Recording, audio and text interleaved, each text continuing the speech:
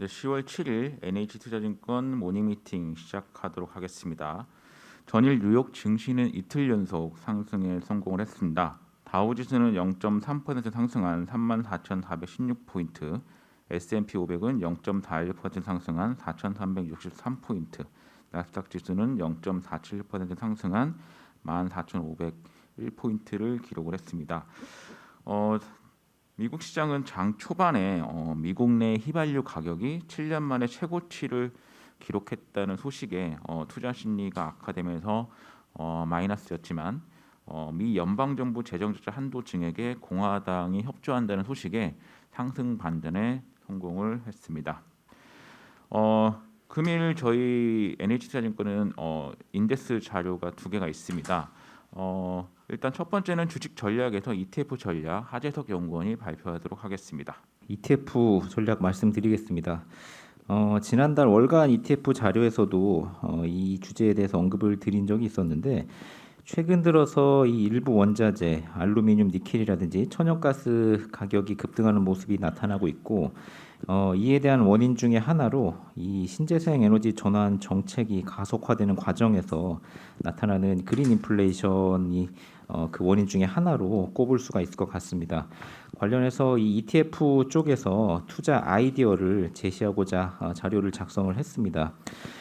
저희 이제 자산 배분 쪽에서 말씀을 드리고 있는 바는 최근에 이 미국의 금리가 상승하고 있고 재정이라든지 통화 정책 모멘텀이 둔화되는 국면이기 때문에 주식 시장, 채권 시장 공이 투자 매력이 좀 높지 않은 시기다 이런 말씀을 드리고 있고 그 대안으로 산업금속과 같은 원자재를 추천을 드리고 있는 상황입니다. 이 신재생 관련된 투자 아이디어도 주식보다는 이 원자재와 같은 대체 투자 자산 쪽에서 조금 더 기회가 있다는 생각이고요. 미국에 상장된 가장 대표적인 신재생 에너지 테마 ETF ICLN이라는 ETF가 있는데요. 이 베스타스라든지 솔라엣지 같은 태양광 풍력 주요 대표 기업에 투자를 한 ETF입니다. 이 ETF가 지난해 141% 정도의 수익을 기록을 했는데 올해는 25% 정도 주가가 하락을 한 상황입니다. 지난해 워낙 가격이 많이 올라서 밸류에이션 부담도 있었고요. 그리고 앞서 말씀드린 대로 원자재 가격이 상승하면서 이들 기업들의 수익성이 지금 다소 좋지 못한 상황이 주가 부진으로 연결이 되고 있는 상황입니다. 다만 이 신재생 에너지 전환 정책 자체가 장기적으로 지속적으로 추진되는 그런 정책이기 때문에 중장기 성장 동력만큼은 여전합니다. 하지만 현재 시점에서는 이런 주식 투자보다는 기타 자산 투자가 좀 더 좋다고 생각을 하고 있고요. 세 가지 투자 아이디어를 말씀드리려고 합니다. 첫 번째로는 탄소 배출권 ETF고요. 미국에 상장된 KRBN이라는 ETF가 대표적인 상품인데 지난 9월 30일에 국내에도 4개의 탄소 배출권 ETF가 동시에 상장이 돼서 국내 ETF를 통해서도 투자가 가능해졌습니다. 이 탄소 배출권 ETF 같은 경우에는 유럽과 미국의 탄소 배출권 선물 지수를 추종을 하고 있고요. 그래서 유럽 탄소 배출권 선물 비중이 대략적으로 70%, 미국이 한 30% 정도 비중으로 이렇게 들어가 있다고 보시면 됩니다. 올해는 약 60% 주가가 상승을 했는데요. 이 탈탄소 정책이 계속 이어지는 과정에서 중장기적으로 우상향할 수 있는 그런 이제 ETF라고 볼 수가 있고요. 상장 후에 이 지수가 산출되기 시작한 후에 기간이 아주 오래되지는 않았는데 2014년 이후에 주식시장과 채권시장 그리고 기타 자산관의 상관관계를 구해보면은 상당히 상관관계가 낮아서 자산 배분 측면에서 분명히 이제 주식시장과 차별화된 움직임을 보였다. 이렇게 말씀을 드리겠습니다. 리스크 요인도 좀 있는데요. 최근 들어서 이 가격이 급등한 요인에는 이 천연가스 가격이나 석탄 가격 상승에 따른 영향도 있었고 이 KRBN ETF 같은 금융 쪽 수요가 들어오면서 주가를 끌어올린 부분이 있다고 판단을 하고 있습니다. 그 말씀드린 대로 국내 4개의 탄소 배출권 ETF도 출시돼서 지금 이제 개인 투자자들의 관심이 상당히 많은 상황인데 이 추가적으로 가격 상승 여력은 있지만 단기에 좀 급등을 한 후에 주가 변동성이 높아질 리스크는 분명히 있다. 이렇게 말씀을 드리겠습니다. 두 번째로는 산업금속과 관련된 이 그린플레이션 관련해서 산업금속 관련된 ETF인데요. 미국에 상장된 DBB 같은 산업금속 선물 관련된 ETF하고 산업금속 생산기업 또 중국 기업 중심의 히토류 생산기업 ETF가 주가가 상승할 여력이 높다고 보고 있습니다. 참고로 이 미국에 상장된 산업금속 생산기업 ETF 같은 경우에는 지난 5월 이후에 주가가 별로 안 좋은 상황인데요. 이게 이 사실은 철광석 생산 비중이 높은 기업들이 좀 들어 있는데 최근에 중국의 철광석 가격이 급락하면서 그러한 영향이 상당히 컸고요.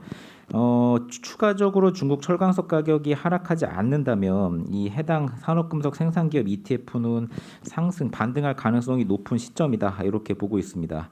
마지막으로 미국의 폐기물 관련된 ETF를 말씀을 드릴 텐데 대표적으로 EVX라는 ETF가 있습니다.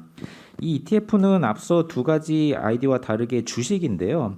2007년 이후에 상장 이후에 S&P 500을 누적으로 아웃퍼폼을 하면서도 변동성이 상당히 낮은 게 특징입니다. 그래서 어떻게 보면 조금 안정적인 주식 투자 컨셉이라고 보시면 될 것 같고요. 주식 시장과 상관관계가 있기 때문에 사실 주식 시장 부진할 시기에는 좀 주가는 안 좋을 수 있지만 상대적으로 굉장히 안정적인 그런 투자 수단이다 이런 측면에서 말씀을 드리겠습니다. 이상입니다. 네, 지금 저희가 추천하는 ETF 일단 가격 동향이나 이런 것들은 이렇게 그림이 잘 나타나는 것 같은데요. 순자산 총액 관점에서 보면은 자산들을 지금 얼마큼 좀 순자산 총액 증가한다면은 그럼 동향이나 트렌드는 지금 어떤가요? 지난해 그 미국의 신재생 대표 ETF ICLN, QCLN 이런 ETF 쪽으로 자금이 엄청나게 유입이 됐었습니다. 근데 올해 2월 초에 이들 ETF가 주가 고점을 찍었었는데 그때 이후로 보면은 자금이 크게 빠지지는 않고 있는데 크게 들어오지도 않아서 자금 유출입 동향은 크게 움직임은 없다 이렇게 보시면 되고요. 그 오늘 소개해드린 탄소 배출권 ETF KRBN 같은 경우가 올해만 약 7억 달러 이상 자금이 유입되면서 원화로 요게 이제 순자산 총이 한 1조 원 정도가 됐는데 이런 쪽은 원래 기존 사이즈 대비해서 순자산 총액이 급격하게 늘어나고 있고요. 기존의 대표 ETF로는 지금은 크게 자금 유출입은 없는 상황입니다. 네, 추가 질문 없으시면 다음은 채권 전략 박윤정 연구원 발표하겠습니다. 네, 최근 한은의 기준금리 인상 정점이 1.25%에서 1.50%로 높아질 가능성이 부각되고 미 연준의 조기 기준금리 인상 가능성도 대두하며 전일 10년 금리는 장중 2.4%까지 근접을 좀 했습니다. 따라서 근본 자료에서는 10년 금리의 적정 상단 수준을 점검해 봤습니다. 저희가 보는 10년 금리의 유의미한 상단은 2.2%입니다. 채권팀에서 잠재 성장률이나 과거 스프레드를 적용해 상단이 2.2%라고 말씀드린 적이 있는데요. 여기에 더해서는 이번에 명목 GDP 회귀 분석을 통해서 명목 금리를 추정해 보았습니다. 특히 시장에서 우려하는 내년 대선 이후 기준금리 1.5%를 반영하더라도 국고채 10년 금리의 고점은 2.2% 수준이라고 보고 있습니다. 따라서 최근 가파른 대외금리 상승세에 국고채 장기 투자에 대한 부담이 있지만 최근 장기 금리 흐름은 오버슈팅이라고 판단합니다. 이상입니다. 네, 다음은 산업기업 분석으로 넘어가겠습니다. 반도체 산업 도현우 연구원 발표하겠습니다. 예, 반도체 말씀드리겠습니다. 최근에 그 데이터 센터 쪽의 상황이 어떤지 투자자분들이 이제 궁금해하시는 게 많아가지고요 자료를 작성했는데요.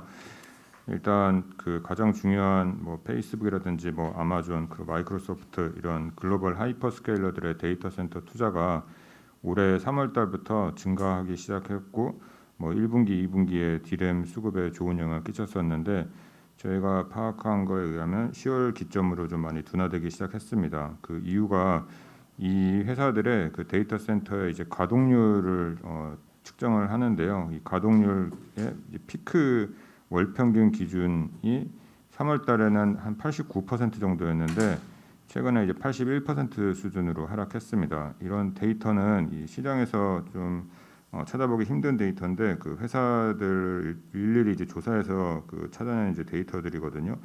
가동률이 이제 높아지면 높아질수록 그 데이터 센터가 이제 빡빡하게 가동이 되는 거기 때문에 부품 오더라든지 투자가 이제 많이 일어나고 가동률이 떨어지면 이 데이터 센터가 이제 널널하게 가동이 되는 거기 때문에 부품 주문이라든지 이런 게 향후에 좀 둔화될 수 있다 이렇게 좀 예측을 할 수 있을 것 같습니다. 그래서 이게 좀 많이 하락을 했기 때문에 이 회사들이 그 11월부터는 메모리 같은 부품 주문량을 이제 본격적으로 좀 줄이지 않을까 그렇게 생각을 하고 있습니다. 그래서 이게 향후 D램이라든지 뭐 낸드 수급에 약간 좀 부정적으로 작용할 수 있다 이렇게 생각을 하고 있고요. 저희가 이제 뭐 파악한 그 최근에 이제 뭐 소식에 의하면 그 이런 낮아진 데이터 센터 피크 가동률로 인해서 이 서버 메모리 가격 협상이 최근에 상당히 뭐 팽팽하게 좀 진행이 되고 있었거든요. 근데 수요자들이 주도권을 확보하기 시작했다 이렇게 파악을 하고 있습니다. 그래서 이 회사들이 4분기 뭐 D램 가격 협상에 의해서 협상할 때 가격 뭐 인하가 이루어지지 않으면 제품 주문을 좀 많이 줄이겠다 이렇게 삼성전자 하이닉스한테 통보한 거로 저희는 이제 파악을 하고 있고, 이 삼성전자 하이닉스 같은 회사들은 우리는 뭐 재고가 뭐 1주 미만이고 시장 상황도 뭐 좋다 이렇게 좀 생각을 하고 있는데, 뭐 이렇게 좀 얘기가 나오니까 이거에 좀 대응할 전략을 최근에 좀 많이 수립을 하고 있다 이렇게 좀 노력을 하고 있다 이렇게 보시면 될 것 같습니다. 최근에 이제 뭐 대외적인 뭐 이 하이퍼스케일러들을 둘러싼 환경도 이 뭐 트래픽 같은 거에는 좀 부정적이다 이렇게 저희는 생각을 하고 있습니다. 뭐 여러 가지 뭐 얘기들이 있는데, 일단 뭐 애플 같은 이제 스마트폰 회사들이 최근에 그 OS 업데이트를 한 것을 확인을 하실 수가 있는 것들이요.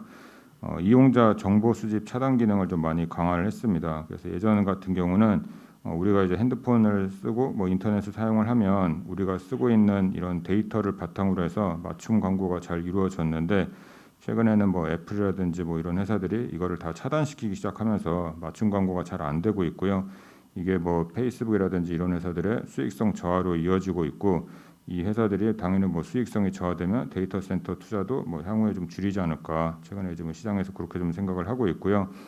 중국이 미국에 의해서 전 세계에서 데이터 센터 쪽에 두 번째로 많이 투자하는 국가인데, 이 나라는 정치적으로 뭐 인터넷이라든지 뭐 게임 기업들에 대한 최근에 규제를 많이 강화하고 있습니다. 뭐 잘 아시다시피 뭐 알리바바에 대해서는 뭐 과징금을 부과했고, 텐센트에 대해서는 소송을 제기했고, 뭐 청소년 게임 시간 규제 뭐 이런 것들도 이제 많이 하고 있거든요. 그래서 중국 쪽에서 뭐 클라우드라든지 데이터 센터 투자도 향후에 좀 축소될 가능성이 있지 않을까, 그렇게 생각을 하고 있습니다.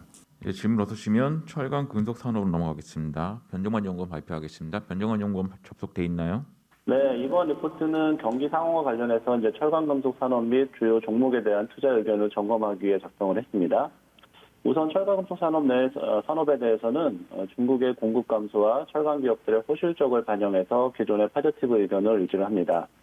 다만 철강 가격 상승 모멘텀이 약해졌고, 중국 경기 우려를 반영해 포스코와 현대제철의 목표 주가를 각각 42만 원과 6만 8천 원으로 하향 조정을 했습니다.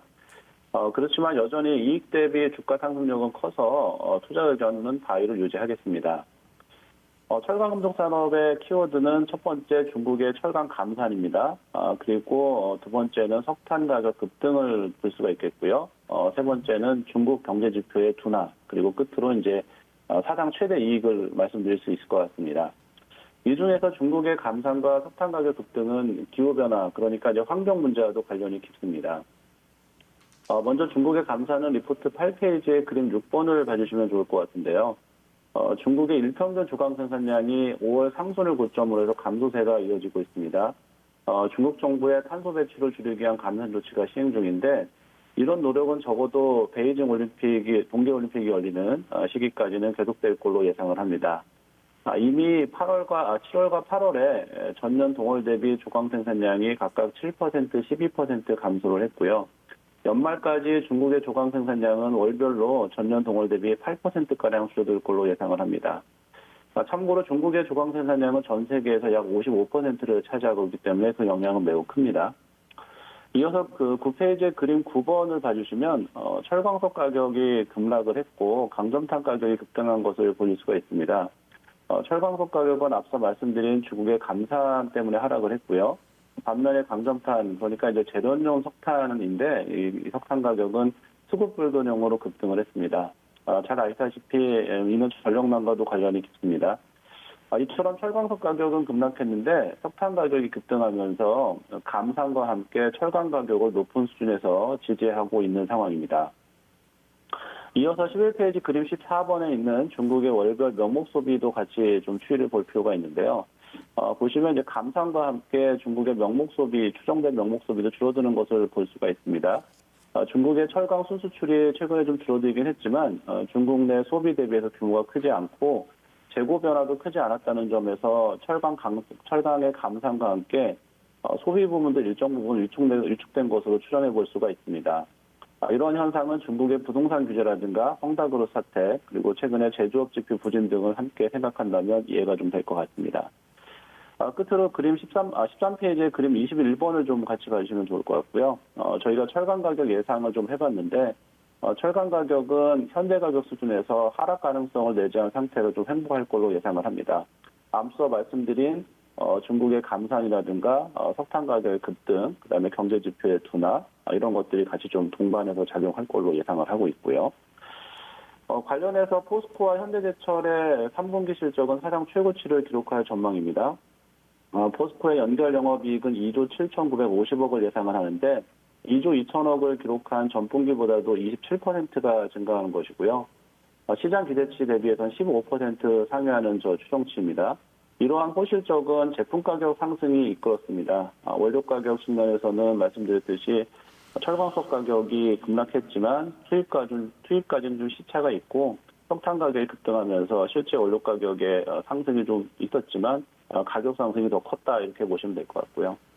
한편 저희는 포스코의 연간 배당을 기존에 12,000원을 추정했었는데 호실적을 반영해서 15,000원으로 상향했습니다. 전일 종가 기준으로는 배당 수익률이 4.7%에 달하고요. 현대제철도 3분기에 8,666억 원의 연결 영업이익을 예상을 하는데 시장 예상치를 30% 상회할 것으로 전망을 합니다. 저희가 좀 조정은 했지만 목표 주가 68,000원은 내년 기준 PBR 0.5배에 불과하다는 점에서 여전히 투자 매력은 있다라고 보고 있습니다. 이상입니다. 예, 저희가 그 숫자를 좀 조정해 놓으신 거 보면 특히 뭐 현대제철 같은 경우에는 영업이익 위주로는 추정 전망보다 일단 많이 좀 올려놓으셨는데, 근데 사실 뭐 목표 주가 같은 경우를 보면 뭐 포스코나 현대제철 두 종목 다 좀 다운을 시켰잖아요. 뭐 이 부분 설명 좀 부탁드리겠고요. 그리고 그 중국의 전력난이 심한데 이게 뭐 단기간에 해소될 것 같지는 않은데 이 중국 전력난이 어떤 경로를 통해서 그 중국 철강 산업 또는 국내 철강 산업에까지 영향을 미칠 수 있는지 점검 좀 부탁드릴게요. 네, 일단은 그 전력난부터 말씀드리고 실적 조정 얘기 같이 말씀드릴게요. 전력난은 이제 뭐 아시다시피 지금 중국이 계속 철강 감산을 환경 문제 때문에 하고 있었는데 공급 측면에서의 전력난은 일단 철강 업체들이 생산을 좀 더 감산을 좀 더 강화시키는 요인이 될 수 있습니다. 철강 회사들하고 금속 재련 회사들은 전력 사용량이 상당히 많은 그 비중을 차지하고 있고요.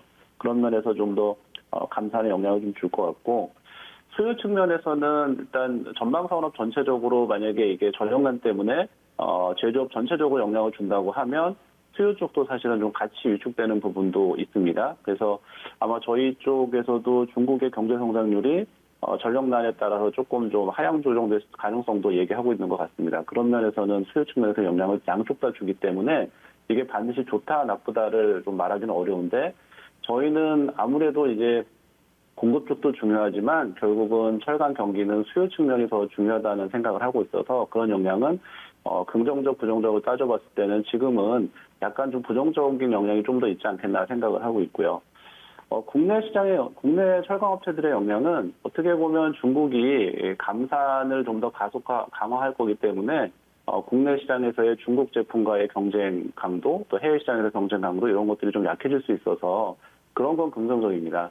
그렇지만 역시 이제 국내 철강 업체들 주가라든가 경기 상황은 결국은 중국의 철강 가격에 연동돼서 움직이는 측면이 있기 때문에 앞서 말씀드린 수요 측면까지 같이 생각해 본다고 하면 결국은 이게 철강 경기는 중국의 경기를 무시할 수는 없거든요. 미국이 아무리 좋더라도 말씀드린 바와 같이 중국이 전 세계 시장의 50% 이상을 차지하니까 중국 경기에 좀 반영을 좀 할 수밖에 없어서 이게 좀 심각해져서 경기가 좀 더 위축이 되고 수요 상황이 좀 더 심각해지면 우리도 별로 좋을 것 같지는 않은데, 뭐 그런 전 단계까지 가지 않고 공급 측면에서 영향을 많이 준다고 하면 저희도 또 그런 면에서는 또 긍정적인 면도 있다라고 보고 있습니다. 네, 그리고 실적 조정과 관련해서는요, 저희가 철강 금속 업체들의 목표 주가 산정이나 이런 것들은 꼭 EPS 따라 가지는 않습니다. 물론 선행해서 움직이는 경우도 있고요. 그렇기 때문에 지금은 과거에 어떤 저희가 적용한 이제 그 밸류에이션 적용은 2016년, 18년에 가장 철강 경기가 가장 최근에 좋았던 시기에 멀티플 상단을 좀 고려를 하고 있거든요.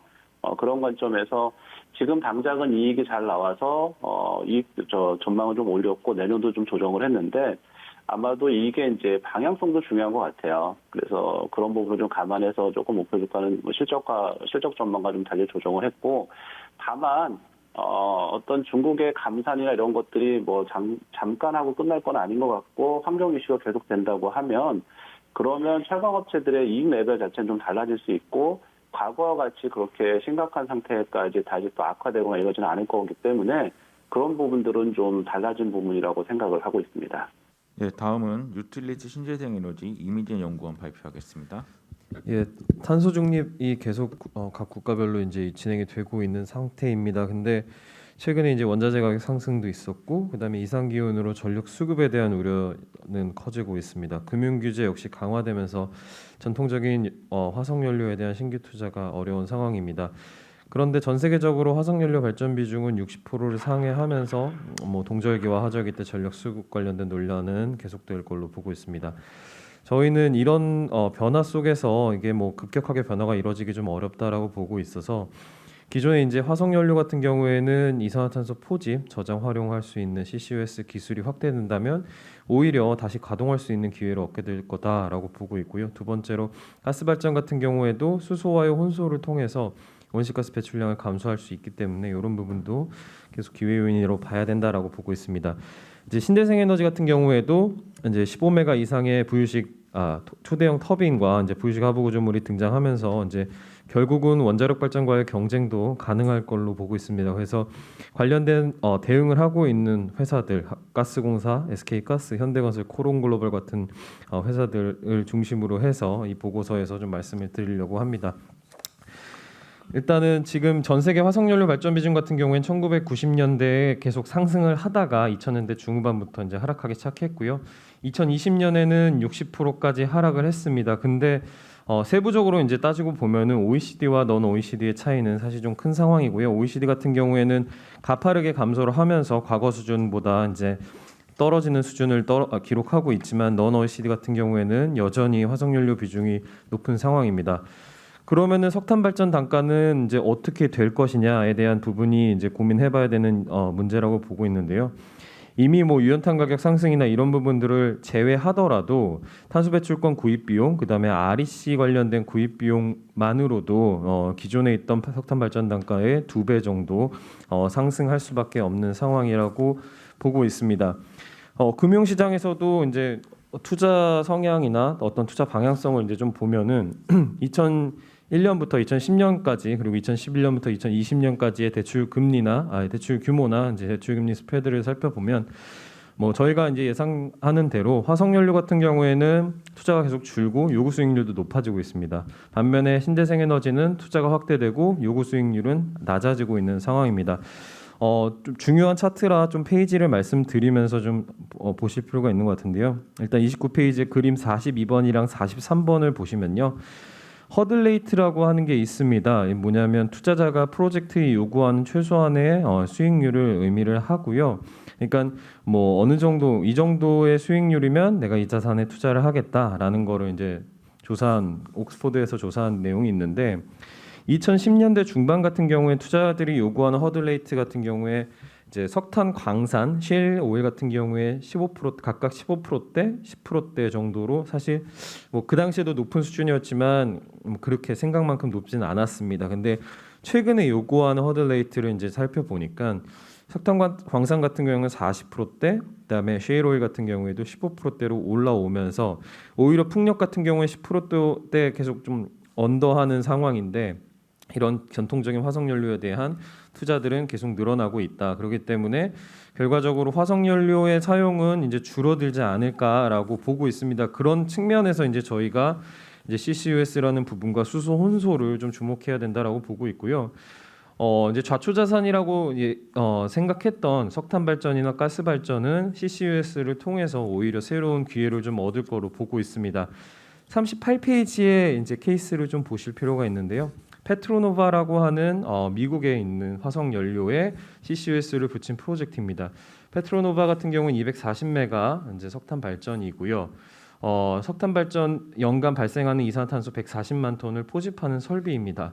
대략 10억 달러 정도가 투자가 됐고 2016년 12월부터 상업 운전이 시작됐습니다. 3년 동안 이제 포집을 시작했고 포집률은 92.4%를 기록했습니다.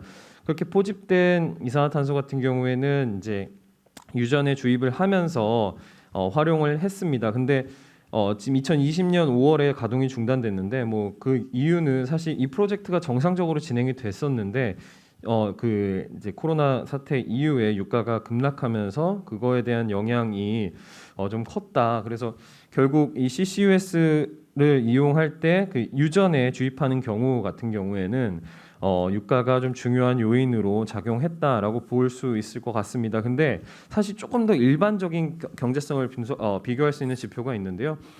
온실가스 배출권 가격을 보시면 될 것 같고요. 42페이지의 그림 66번을 보시면 될 것 같습니다. IEA에서 이제 나온 보고서에 따르면은 CCUS의 포집 단가는 결국에는 온실가스 배출권 가격에 따라서 결정이 된다라고 보고 있습니다. 이게 왜 그러냐면 결국 1톤을 포집하지 못하면은 그 1톤에 해당하는 온실가스 배출권을 사와서 제출해야 되기 때문이고요. 그래서 결국은 이제 CCUS의 경제성을 저희가 비교를 하려면 온실가스 배출권 시장이 어떻게 움직이는지에 대한 거를 이제 보셔야 되는데 결론은 47페이지에 보시면 나와 있고요.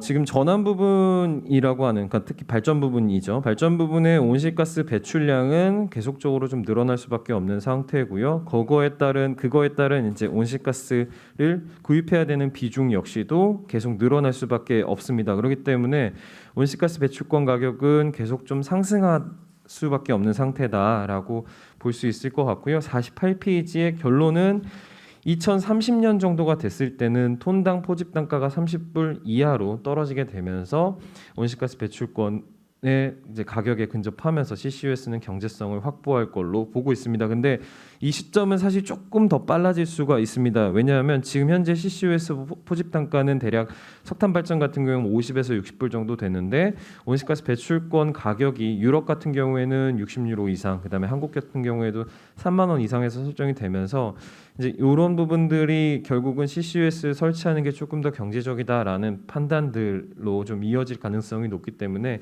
이쪽에서의 시장 변화는 생각보다 좀 빠르게 이루어질 수 있다라는 걸 좀 주목할 필요가 있는 것 같고요. 그 다음에 이제 두 번째로 말씀드린 화석연료와 관련해서 두 번째로 말씀드릴 주제는 이제 수소 혼소 발전입니다.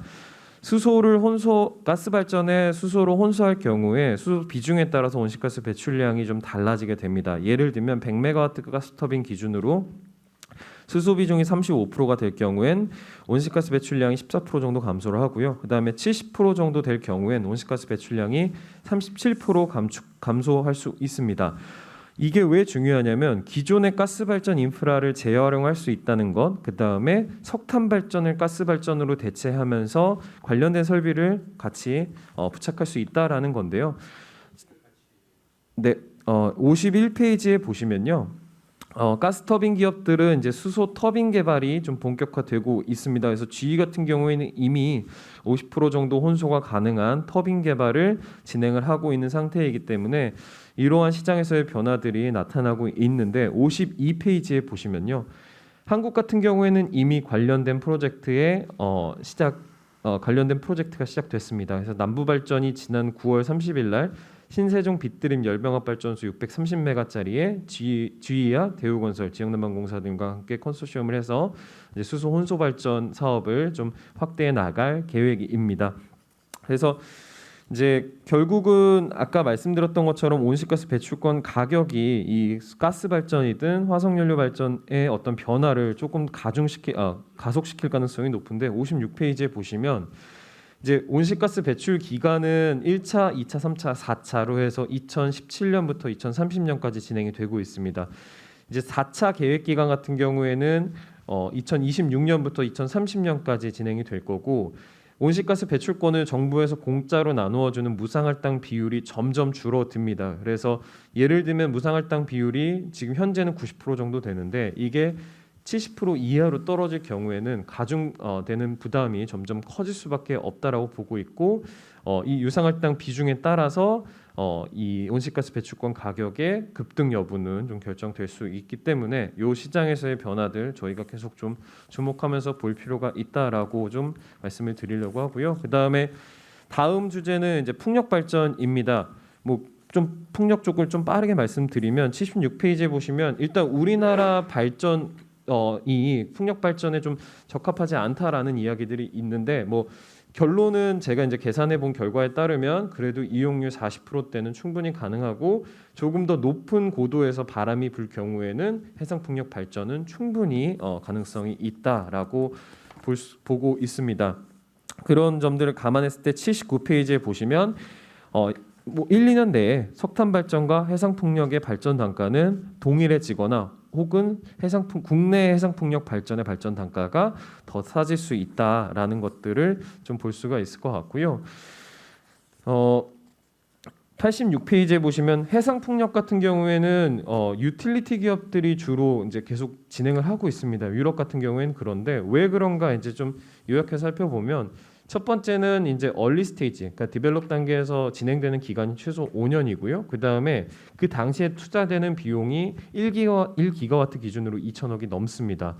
그리고 뭐 인허가나 뭐 주민 동의나 이런 부분들로 인해서 발생할 수 있는 프로젝트 자체의 위험성, 그러니까 드랍될 수 있는 여지들이 있기 때문에 이런 그 유틸리티 기업들의 재무 구조를 활용한 프로젝트가 프로젝트가 진행될 수밖에 없는 게 현실이고요.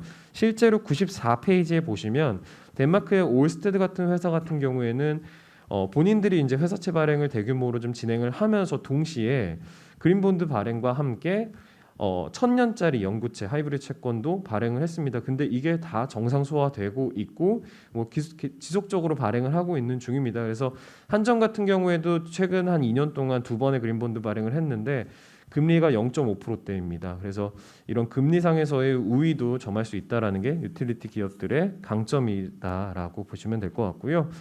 100페이지에 보시면 이제 풍력 터빈의 대형화와 부유식 해상 풍력에 대해서 좀 말씀을 드릴 건데 풍력 터빈 같은 경우에는 100페이지에 보시면 이제 10메가에서 15메가 이상으로 늘어납니다. 그리고 이거는 아레나라고 하는 보고서보다도 오히려 훨씬 더 빠르게 진행되고 있습니다. 아레나에 따르면 2025년이 넘어야 2030년부터 15메가짜리가 나올 걸로 예상을 했었는데 현재 24년 정도의 사업 운전이 예상이 되고 있고요. 그렇게 될 경우에는 아레나에서 보는 단가보다도 오히려 훨씬 더 낮은 수준.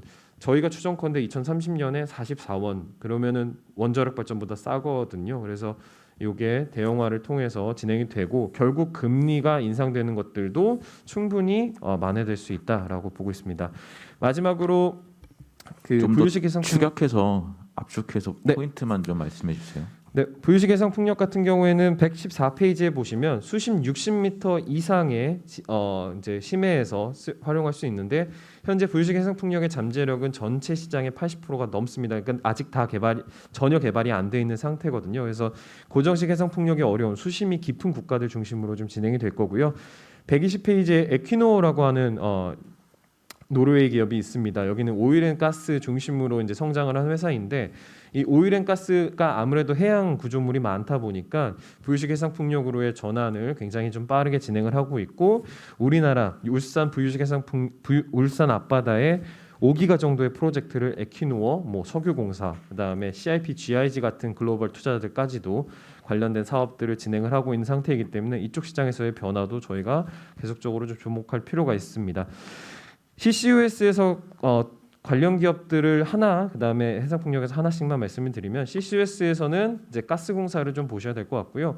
아무래도 이제 가스공사가 기존에 있던 그 LNG 가스 발전 쪽에서의 어떤 확대뿐만 아니라 수소 유통까지도 이제 진행을 할 예정인데 이 수소 유통은 결국 그레이 수소 생산이 일단 시작일 겁니다. 근데 결국은 블루 수소로 넘어가야 되고 그런 블루 수소의 전환에 CCUS 꼭 필요하다라는 거 그리고 가스공사 이런 부분들에 대응을 하고 있다라는 것들은 밸류에이션 리레이팅 요인이라고 보고 있기 때문에 가스공사를 CCUS 쪽에서는 화석연료 쪽에서는 최선호적으로 말씀을 드리고요. 그 다음에 해상풍력 쪽에서는 현대건설을 좀 말씀드립니다. 158페이지에 보시면 되고요. 현대건설은 현대건설과 현대엔지니어링의 어떤 보유 현금, 그다음에 자회사인 현대스틸 산업이 갖고 있는 하부 구조물 제작 및 설치 능력 등을 감안했을 때, 그리고 올스테드가 진행하고 있는 프로젝트가 거의 대부분 제한된 업체들과 사업을 계속하고 있다라는 것들은 현대건설과 한전과의 중장기적인 파트너십, 그래서 결국 해외 쪽의 수주를 보완할 수 있는 요인이다라고 보고 있기 때문에 해상풍력의 이제 설치 및 운영 쪽에서는 현대건설을 최선호주로 말씀을 드리겠습니다. CCS 가격이 점차 하락할 거라고 말씀하셨는데 뭐 발전 단가가 줄어들고 해서 향후 전망 좋은 것 같은데 활용 문제가 아무래도 좀 이슈가 될 것 같은데 이거 부지도 그렇고 뭐 운송하는 방법도 그렇고 48페이지에 간략하게 적어주신 것 같긴 한데 관련해서 뭐 기술이라든지 로드맵 이런 것이 좀 가시적인 게 있는지 코멘트 좀 부탁드리겠습니다. 일단은 지금 국내 같은 해외 같은 경우에는 특히 이제 시추가 가능한 국가들 같은 경우에는 가스전이나 유전에 주입을 하면 되기 때문에 뭐 큰 이슈는 안 되고 있습니다. 근데 유럽이나 한국 같은 경우에는 이제 매립할 수 있는 지역 자체가 부족하기 때문에 CCS만 이제 쓰기는 좀 어렵고요. 그래서 이제 유에 대한 논의들이 계속 이루어지고 있는 상태고, 주로 이제 정유화학 기업들이 이런 쪽에서의 대응을 좀 적극적으로 하고 있는 상태입니다. 그래서 뭐 정부 발표된 자료들 보면은 이제 2025년 이후부터는 이런 부분들에서의 어떤 상용화들 계속 좀 논의가 되고 있고요.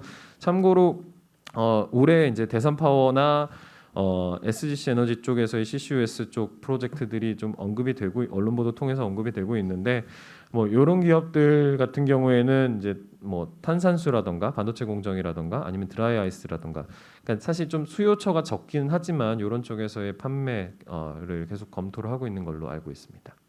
네, 추가 질문 없으시면 10월 7일 모닝 미팅 마치도록 하겠습니다.